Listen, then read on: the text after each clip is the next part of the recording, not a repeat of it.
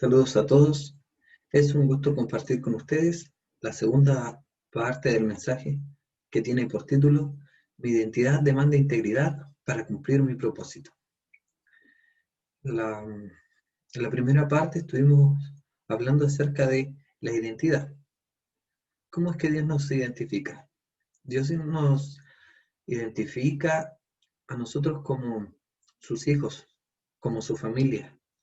Él es nuestro Padre, como sus amigos, como siervos y también como ministros de reconciliación. Así que, de acuerdo con esta identidad, es como debemos comportarnos, cómo debemos proceder. ¿Y cómo debemos hacer eso? Decíamos que era mediante la obediencia a la palabra de Dios, desarrollando eh, convicciones en nuestras vidas de acuerdo con esta palabra y con nuestras vivencias personales, que por supuesto pueden ser diferentes a las de otras personas, y por eso hay convicciones diferentes. Y ser compasivos con quienes nos rodean, pues puede empezar de formas diferentes, tener otras convicciones que para nosotros nos puedan parecer mal. Pero como son convicciones, debemos respetarlas y ser amorosos siempre. Este es un modelo que aprendí del pastor Andrés Speaker. Por su parte, Dios tiene mucha compasión de nosotros. Él tuvo compasión de nosotros y por eso nos salvó. Por eso entregó a su Hijo Jesucristo a morir en la cruz por nuestros pecados. En lugar de nosotros, Él se puso allí. Él nos convence a nosotros de pecado y se mantiene fiel a sus promesas. Por lo tanto, cualquier conducta que nosotros podamos realizar de forma que se pueda decir buena, en realidad no es nuestro mérito, siempre va a ser mérito de Él, porque Él es quien dejó las Escrituras, en las cuales nos guía y nos enseña, nos dejó a su Espíritu Santo, que a nosotros nos convence de pecado y nos guía por el camino, este sendero angosto en el que debemos caminar. Así que ahora pasamos a la siguiente parte, el propósito. ¿Cuál es el propósito para nuestras vidas?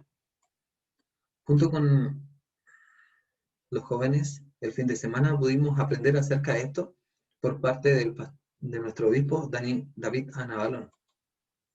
Él nos compartía que por propósito se puede entender que es la determinación firme de hacer algo o el objetivo que se pretende alcanzar.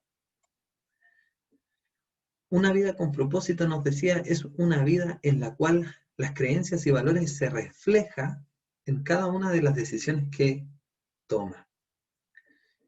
Este individuo que toma decisiones basadas en estas creencias y valores, en nuestro caso, nuestros valores cristianos, se ve reflejado su propósito, se ve reflejado también su identidad.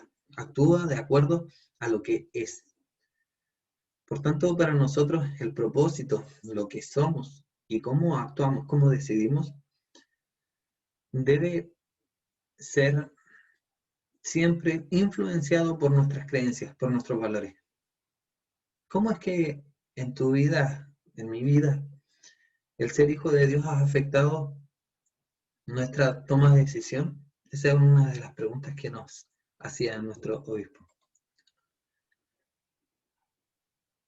De Daniel es de donde estamos extrayendo estas enseñanzas.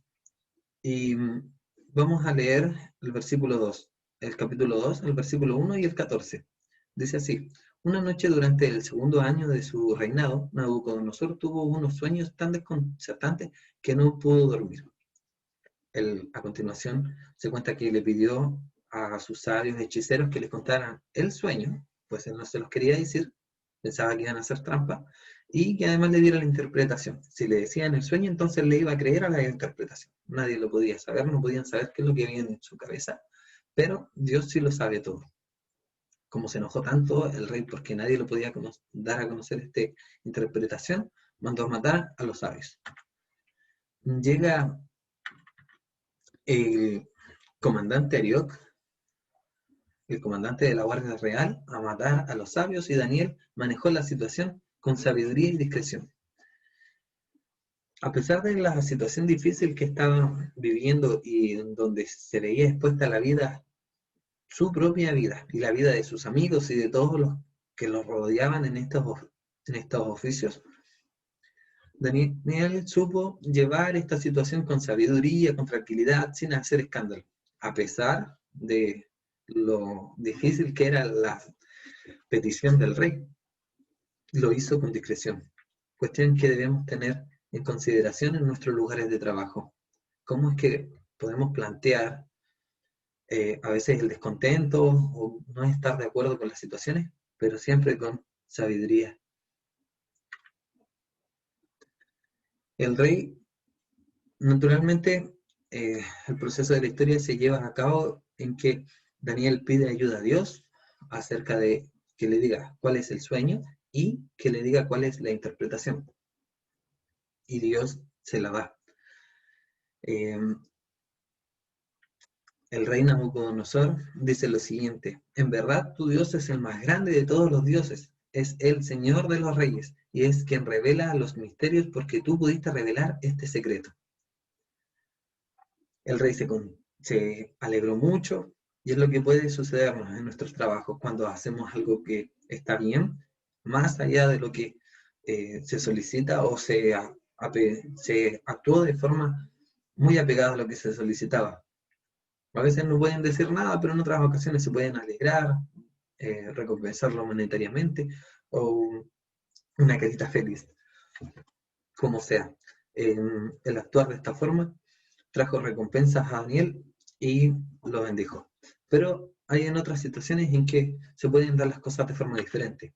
En el capítulo 3 se cuenta que el rey Nabucodonosor hizo una estatua de oro que medía 27 metros de altura y 2,5 metros de ancho, y la levantó sobre la llanura de Dura, en la provincia de Babilonia. Cuando se tocaron unas trompetas, todas las personas debían inclinarse y darle reverencia a esta estatua. ¿Cuáles eran qué iba a hacer Daniel y sus amigos? Evidentemente no se iban a arrodillar. Y le dijeron al rey lo siguiente: si no, bueno, el que no se arrodillaba ante esta estatua era amenazado de muerte, siendo quemado en un horno. Los amigos de Daniel le dijeron al rey: si nos arrojan al horno ardiente, el Dios a quien servimos es capaz de salvarnos. Él nos rescatará de su poder, su majestad. El respeto incluso en estas situaciones tan alocadas. Pero aunque no lo hiciera, deseamos dejar en claro ante usted que jamás serviremos a sus dioses ni rendiremos culto a la estatua de oro que usted ha levantado. Se iban a mantener firmes en esta decisión, pues ya habían determinado ser fiel a su identidad. Nada los iba a cambiar a que un judío, un creyente en el Dios altísimo, nuestro Dios, no puede adorar a otros dioses, ni menos inclinarse ante estatuas. ¿Cómo reacciona el rey? El rey entonces Nabucodonosor se enfureció tanto con Sadrach, Mesach y Abednego que el rostro se desfiguró a la causa de la ira. Mandó a calentar el horno 7 veces más de lo habitual, relata Daniel 3:19. Imagínense esta reacción. Ahora, ellos sabían que iba a ocurrir algo así. Incluso si no hubiesen calentado el horno, podrían haber muerto adentro de este horno, al interior, porque evidentemente para eso estaba diseñado. Pero aún así se decidieron mantener apegados a sus principios. Hay en ocasiones que, por ejemplo, en el lugar de trabajo donde estaban sirviendo estos muchachos, donde nosotros podemos servir, en el lugar de estudio, o con nuestras amistades, se nos incite y se nos invite a hacer cuestiones que están contrarias a nuestros principios, a lo que debemos obedecer, que están contrarias a nuestras convicciones, que van en contra de las convicciones de otros y no se actúa con compasión. Allí debemos tener cuidado y no ceder, no retroceder, mantenernos firmes a lo que nosotros hemos determinado obedecer, a lo que es nuestra identidad.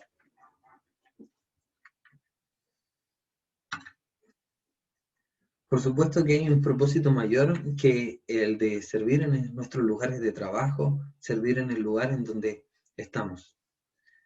Hay un propósito mayor que todo eso, el propósito de la salvación. Dios quiere que todos sean salvos. Y el ejemplo de Daniel es muy especial, porque él procuraba eso para su vida y también para la de su pueblo. Daniel capítulo 9, versículo 20 dice: yo seguí hablando y orando al Señor mi Dios, le confesé mi pecado y el de mi pueblo Israel, y le supliqué en favor de su santo monte. El capítulo 12, el versículo 2 dice: y del polvo de la tierra se levantarán las multitudes de los que duermen, algunos de ellos para vivir por siempre, pero otros para quedar en la vergüenza y en la confusión perpetuas. El versículo 13 dice: pero tú perseveras hasta el fin y descansa, que al final de los tiempos te levantarás para recibir tu recompensa. Nosotros, a pesar de tener clara nuestra identidad, a pesar de saber qué es lo que Dios demanda de nosotros y todo lo que conversamos antes, convicciones y compasión, por supuesto que nos vamos a equivocar.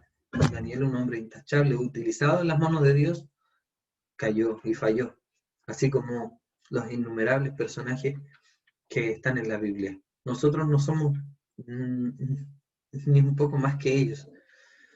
Y por supuesto caemos y fallamos. Y debemos pedir perdón a Dios, mantenernos a cuenta con Él, pedir de su gracia para nuestras vidas. Y también debemos procurar el contar a quienes nos rodean este mensaje de salvación, presentar a las personas que nos rodean con mucho amor, con mucho cariño, que hay un Dios que nos ama, hay un Dios que nos quiere, hay un Dios que nos rescata. ¿Por qué es tan importante esto?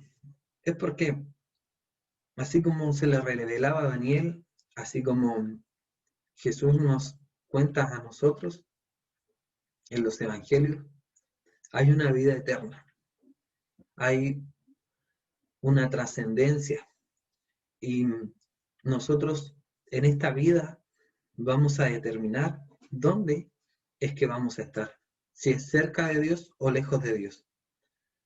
Por eso es que es tan importante, y más importante que todos los demás, el mensaje de salvación, el propósito de salvación, de ser utilizado en las manos de Dios para poder hablarle a las personas que nos rodean, a nuestros familiares, en la iglesia, a nuestros amigos, a la familia extendida, que Él nos ama y que Él quiere lo mejor para nuestras vidas, para esta vida y para la venidera, con amor, continuo, contacto.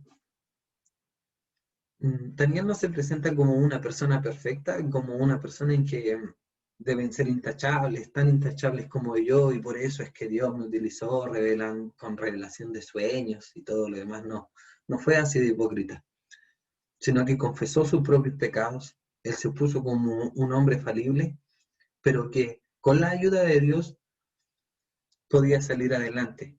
Y Dios derramaba gracias sobre su vida, sabiduría, y lo ayudaba en todas las situaciones. E incluso estar dispuesto, como lo dijeron sus amigos, aunque Dios no se manifieste, creamos que no se está manifestando, ayudándonos a favor en ciertas situaciones, aún así no ceder.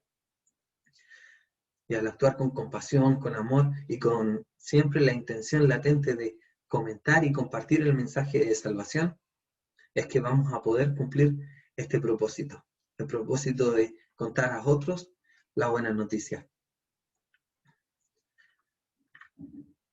Hay gloria reservada para todos los santos en el estado futuro, para todos los sabios